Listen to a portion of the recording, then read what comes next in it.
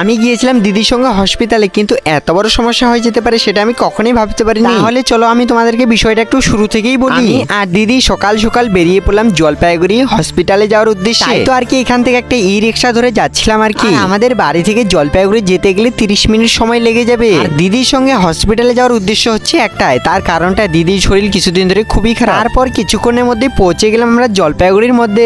এইখানে আমার দিদি লাইনে দাঁড়িয়ে আছে, তার কারণটা টিকিট কাটার জন্য ওষুধ নিবে। তারপর এখানে কিছুক্ষণ ধরে থাকার পর দিদি বললো নাকি এখানে বলে ওষুধ দিবেই না, তাই আমরা এখন যাচ্ছি 10 তলাতে। এখন আমাদেরকে আবার যাইতে হচ্ছে এখান থেকে 10 তলা হসপিটালে। তারপর আমরা কিছুক্ষণ ধরে জার্নি করার পর চলে আসলাম আবার হসপিটালের মধ্যে। এখানে বলতে গেলে প্রচন্ড ভিড় ছিল এবং লাইনও তো অনেক বড়। মনে হচ্ছে যে আজকে আমাদের দিনটা এমন করেই শেষ হয়ে যাবে। তার কারণটা একবার এইখানে লাইনে দাঁড়ানো বলছে, একবার এইখানে লাইনে দাঁড়ানো বলছে। মানে আর যেখানে ওষুধ দিচ্ছে এইখানে লাইনটাই তো এত বড়, মানে কি বলবো আর তোমাদেরকে, যেটা তোমরা দেখতেই পাচ্ছ। ফাইনালি অনেকক্ষণ ধরে থাকার পর ওষুধটা নিয়ে নিচ্ছি, এখন যাচ্ছি বাড়ির দিকে। আমি আর দিদি বাড়ি থেকে বেরিয়েছিলাম 10টার দিকে, আর এখন বাজতে চলেছে 7টা। যাই হোক আর কি, তোমরা তো জানোই একটা ভিডিও বানাতে কতটা মেহনত আর কতটা পরিশ্রম করতে লাগে, তাই একটা লাইক সাবস্ক্রাইব করে দাও।